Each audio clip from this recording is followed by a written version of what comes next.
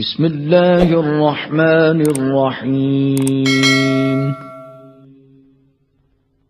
الرحمن علم القرآن خلق الصلاة والسلام علیک یا رسول اللہ، الصلاة والسلام علیک یا نبی اللہ، الصلاة والسلام علیک یا حبیب اللہ، وعلی آلک واصحابک یا شفیعنا یوم الجزاء۔ بسم اللہ الرحمن الرحیم۔ جامع الوقف۔ پہلا سبق اصطلاحات وقف اور اس کی تقسیم۔ یہ اصطلاح کی جمع ہے اصطلاحات، جس کا معنی یہ ہے کہ ایسا لفظ یا رمز جس سے قائل اور مخاطب کے علاوہ دوسرے لوگ نہ سمجھ سکیں۔ اب وقف کی اصطلاحات اور اس کی تقسیم بیان کر رہے ہیں۔ فرماتے ہیں وقف کے لغوی معنی ٹھہرنے اور رکنے کے ہیں۔ اصطلاح قراء کے اعتبار سے پڑھنے میں یہ چار طرح پر واقع ہوتا ہے، یعنی قاری پڑھتے پڑھتے ٹھہر جائے تو اس کی چار صورتیں ہیں۔ اگر صرف انقطاع صوت ہے، یعنی صرف آواز بند ہوئی ہے، سانس جاری ہے، تو اس کو سکتہ کہتے ہیں، اور اگر ٹھہرا ہے، آواز اور سانس دونوں بند انقطاع ہیں، تو اس کو وقف کہتے ہیں۔ اور وقف کرنے کے بعد جو تاخیر ہوئی وہ متعلقات قرات سے ہے، یعنی قرات کے تعلق سے تاخیر ہوئی تو اس کو سکوت کہیں گے۔ اور اگر اسٹاپ کر دیا ہے پڑھنا، یعنی اب پڑھنے کا ارادہ نہیں ہے، تو اس کو قطع کہیں گے، اور قطع کے بعد پھر ابتدا کرنے کے لیے استعاذہ پڑھنا ضروری ہے۔ نمبر 1 وقف، نمبر 2 سکتہ، نمبر 3 سکوت، نمبر 4 قطع۔ اس کتاب میں انہی چاروں کا بیان مقصود ہے، یعنی اس کتاب میں جو بحث ہوگی وقف، سکتہ، سکوت اور قطع سے ہوگی۔ کہتے ہیں کہ ہر ایک کی تعریف اس کے موقع پر بیان کی جائے گی، یعنی جب جس کا موقع ہوگا اسی وقت اس کی تعریف بیان کی جائے گی۔ آگے فرماتے ہیں علم وقف میں دو باتوں کا جاننا ضروری ہے، یعنی علم وقف حاصل کرنے کے لیے، وقف کو جاننے کے لیے دو باتوں کا جاننا بہت ضروری ہے۔ وہ کیا؟ اول کیفیت وقف، یعنی وقف کی کیفیت کیا ہوگی، کس طرح وقف کیا جائے گا، اور دوسرا محل وقف، یعنی کس جگہ وقف ہوگا، کس جگہ وقف کیا جائے گا۔ کہتے ہیں جس طرح وقف ہوتا ہے اس کو کیفیت وقف کہتے ہیں، یعنی کیفیت وقف کی تعریف کر رہے ہیں کہ جس طرح وقف ہوتا ہے اس کو کیفیت وقف کہتے ہیں۔ اور پھر وقف کی تعریف، محل وقف کی تعریف کر رہے ہیں کہ جس جگہ وقف ہو سکتا ہے، جس جگہ وقف ہو سکتا ہے اس کو محل وقف کہتے ہیں۔ آگے کہتے ہیں کیفیت وقف کی چار صورتیں ہیں، یعنی جس طرح وقف ہوگا اس کی چار صورتیں بتائی گئی ہیں۔ کیفیت وقف بلحاظ ادا، یعنی جو وقف ہوگا وہ ادا کے لحاظ سے ہوگا، یعنی اسکان ہوگا یا اشمام ہوگا یا روم یا ابدال ہوگا۔ اور دوسری صورت کیفیت وقف بلحاظ اصل، یعنی اصل کے اعتبار سے ہوگا، جیسا پہلے سے ہوگا ویسے ہی ہوگا، جیسے سکون وغیرہ پر۔ اور کیفیت وقف بلحاظ رسم، یعنی رسم کے اعتبار سے وقف ہوگا کہ جس طرح مرسوم ہے اسی طرح وقف ہونا۔ اور کیفیت وقف بلحاظ وصل، یعنی وصل کے اعتبار سے جس طرح وصل میں پڑھا جا رہا تھا اسی طرح وقف کیا جائے۔ اب پھر کہہ رہے ہیں کیفیت وقف بلحاظ ادا کی چار صورتیں ہیں، یعنی کیفیت وقف کی چار صورتیں ہیں: ادا، اصل، رسم، وصل۔ اب ادا کی بھی چار ہیں، گویا کیفیت وقف بلحاظ ادا، اس کی کتنی صورتیں ہیں؟ چار صورتیں ہیں۔ کیفیت وقف بلحاظ ادا وقف بالاسکان، وقف بالاشمام، وقف بالروم، وقف بالابدال، یا یوں کہہ لیجئے آسانی کے لیے کہ کیفیت وقف بلحاظ ادا وقف بالاسکان، کیفیت وقف بلحاظ ادا وقف بالاشمام، کیفیت وقف بلحاظ ادا وقف بالروم، کیفیت وقف بلحاظ ادا وقف بالابدال۔ اب کیفیت وقف بلحاظ اصل کی 4 صورتیں ہیں۔ نمبر 1 وقف بالسکون، یعنی ایسی جگہ وقف کرنا جہاں پر پہلے سے ساکن ہو۔ وقف بالتشدید، یعنی تشدید پر وقف کرنا، حرف تشدید پر وقف کرنا۔ وقف بالاظہار، یعنی ایسی جگہ وقف کرنا جس حرف کا اظہار ہو رہا ہو۔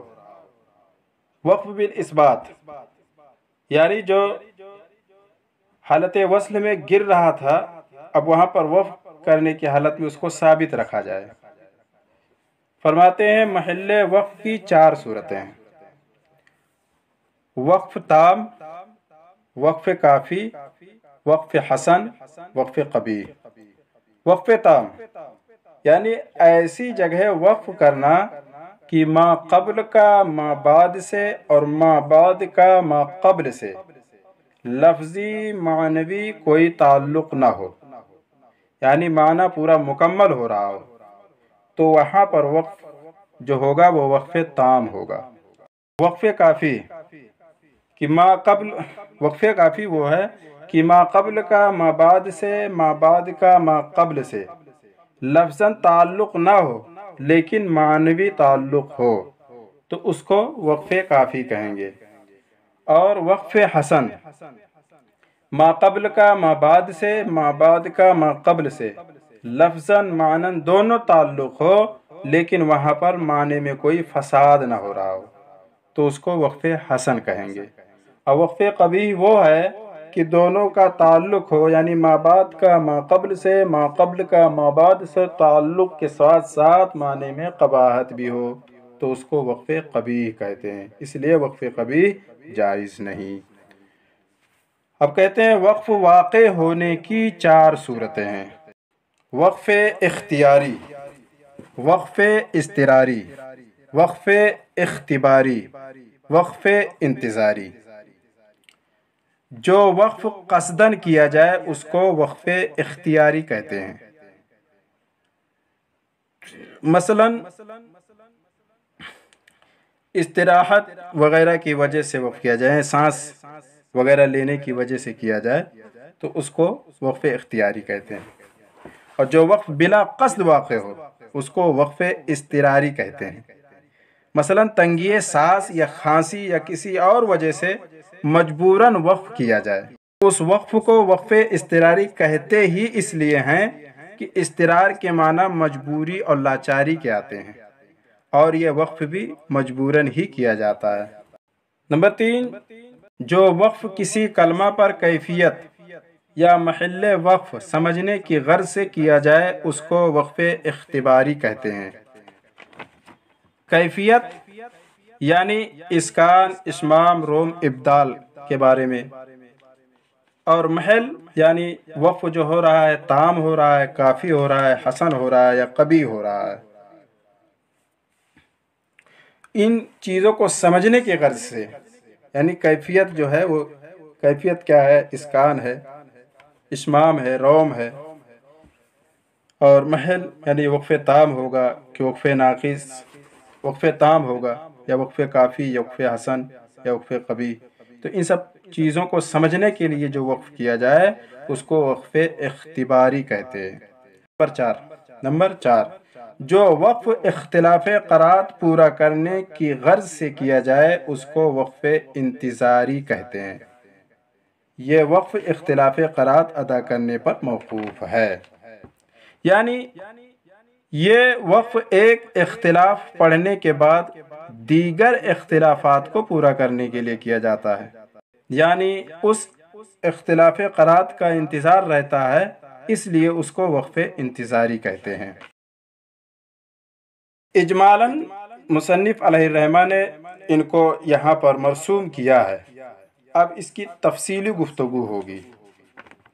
دوسرا سبق وقف بلحاظ ادا اور اس کی تعریف، یعنی جو آپ ابھی پیچھے پڑھ چکے ہیں کیفیت وقف بلحاظ ادا، یعنی کیفیت وقف کی 4 صورتوں میں سے پہلی صورت کیفیت وقف بلحاظ ادا، اسی کے بارے میں یہاں بیان کیا جا رہا ہے کہ کیفیت وقف بلحاظ ادا کے بارے میں بیان کیا جا رہا ہے کہ وقف بلحاظ ادا اور اس کی تعریف۔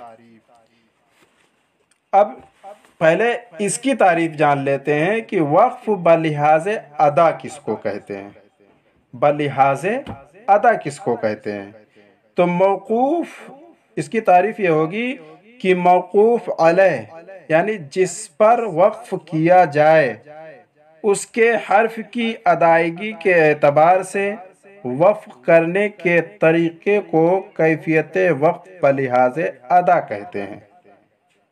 یعنی موقوف علیہ حرف کی ادائیگی کے اعتبار سے وقف کرنے کے طریقے کو کیفیت وقف بلحاظ ادا کہتے ہیں۔ اس کی تعریف ہو گئی۔ اب آگے دیکھیے، حرف موقوف علیہ متحرک کو ساکن پڑھنا، اس کو وقف بالاسکان کہتے ہیں۔ حرف موقوف علیہ متحرک کو ساکن پڑھنا اس کو وقف بالاسکان کہتے ہیں۔ موقوف علیہ یعنی جس پر وقف کیا جائے، اور ساکن اس طرح ساکن کرنا کہ حرکت کی بو تک باقی نہ رہے۔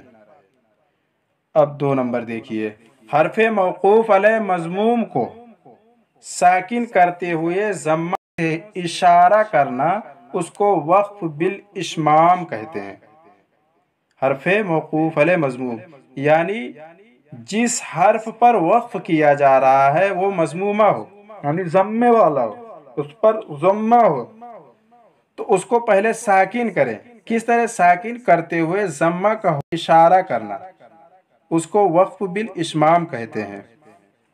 یعنی لبوں کو بلا آواز اس طرح گول کرنا جیسے ضمہ ادا کرتے وقت کیے جاتے ہیں۔ لبوں کو بلا آواز یعنی بغیر آواز کے اس طرح گول کرنا جیسے ضمہ ادا کرتے وقت کیے جاتے ہیں، اس کو اشمام کیوں کہتے ہیں؟ اس کو اشمام کیوں کہتے ہیں؟ کیونکہ اشمام کے لغوی معنی سونگھنے یا سگھانے کے ہیں، لہٰذا جس طرح سونگھنے سگھانے میں آواز نہیں ہوتی ہے اسی طرح اشمام میں بھی آواز نہیں ہوتی ہے، اس لیے قراء نے یہ نام اختیار کیا۔ آگے دیکھیے نمبر 3، حرف موقوف علیہ کی حرکت کو اس قدر ضعیف اور ہلکا پڑھنا کہ صرف قریب والا سن کر اس کی حرکت کو معلوم کر سکے، اس کو وقف بالروم کہتے ہیں۔ اب روم کہتے ہیں تو اس کو روم کیوں کہتے ہیں؟ تو اس کو روم اس لیے کہتے ہیں کیونکہ روم کے معنی قصد و ارادہ کرنے کے ہیں۔ روم کا معنی جو ہے وہ قصد و ارادہ کرنے کے ہیں، اور چونکہ اس میں موقوف علیہ کی حرکت کے اظہار کا قاری کو قصد و ارادہ کرنا پڑتا ہے، یعنی قاری بتانا چاہتا ہے کہ کون سی حرکت ہے، یہاں پر قاری بتانا چاہتا ہے کہ کون سی حرکت ہے، ضمہ ہے یا کہ کسرہ ہے، تو اس کو قصد و ارادہ کرنا پڑتا ہے۔ اس لیے اہل فن نے یہ نام اختیار کیا کہ روم کا معنی بھی قصد و ارادہ کے ہوتا ہے۔ اب روم اور اشمام جو اوپر گزرا، اشمام اور روم کرنے کا فائدہ کیا ہے، اس کو کرنے کی ضرورت کیا ہے؟ تو قراء فرماتے ہیں کہ اس کو روم اور اشمام سے فائدہ یہ ہے کہ سامع اور ناظر کو یعنی دیکھنے والے کو موقوف علیہ کی اصلی حرکت کا علم ہو جائے، کیونکہ بغیر حرکت سے معنی کو سمجھا نہیں جا سکتا۔ معنی کو سمجھا مکمل اسی وقت سمجھا جائے گا جب حرکت ظاہر ہو، اور اسی لیے اشمام اور روم کیا جاتا ہے، کیونکہ اس کا فائدہ یہ ہے کہ سامع اور ناظر کو یعنی دیکھنے والے اور سننے والے کو موقوف علیہ کی اصلی حرکت کا علم ہو جائے، یعنی سامع روم میں اور ناظر اشمام میں، یعنی سامع جو ہے سننے والا روم روم میں اور ناظر اشمام میں موقوف علیہ کی اصلی حرکت کو معلوم کر لے۔ نمبر 4 دیکھیے، حرف موقوف علیہ کے دو زبر کو الف سے اور تائے مدورہ کو ہائے ساکنہ سے بدل کر پڑھنا اس کو وقف بالابدال کہتے ہیں۔ وقف بالاسکان زبر زیر پیش، اب یہاں سے بتا رہے ہیں کہ یہ کہاں کن کن حرکتوں میں ہوگا، یعنی کن کن حرکتوں میں اسکان ہوگا، کس حرکت پہ اشمام ہوگا اور کن پہ روم ہوگا اور کس پہ ابدال ہوگا، یعنی جگہ کی تعین کر رہے ہیں کہ وقف بالاسکان زبر زیر پیش تینوں حرکتوں میں ہوتا ہے، چاہے حرکت اصلی ہو یا عارضی۔ کتاب میں تو لکھا ہے یا عارضی، لیکن عارضی حرکت پر وقف بالاسکان نہیں بلکہ وقف بالسکون ہوتا ہے۔ کیوں؟ اس لیے کہ عارضی حرکت اس وجہ سے لائی جاتی ہے کیوں وہ پہلے سے ساکن ہوتا ہے، وہ حرف پہلے سے ساکن ہوتا ہے، اس وجہ سے عارضی طور پر کوئی حرکت لائی جاتی ہے ثقلت کو دور کرنے، ثقالت کو دور کرنے کے لیے۔ اور جب وقف کیا جائے گا تو پھر اب حرکت کی ضرورت ہی نہیں ہے، تو اصلی حالت پر وقف کیا جائے گا، تو اس کی اصل جو ہے وہ سکون ہے، تو جب سکون ہے تو وہاں پر وقف بالاسکان نہیں بلکہ وقف بالسکون ہوگا۔ وقف بالاشمام صرف حرف موقوف علیہ مضموم میں ہوتا ہے، اور وقف بالروم حرف موقوف علیہ مضموم اور مکسور میں ہوتا ہے۔ وقف بالابدال زبر والی تنوین اور تائے مدورہ میں ہوتا ہے۔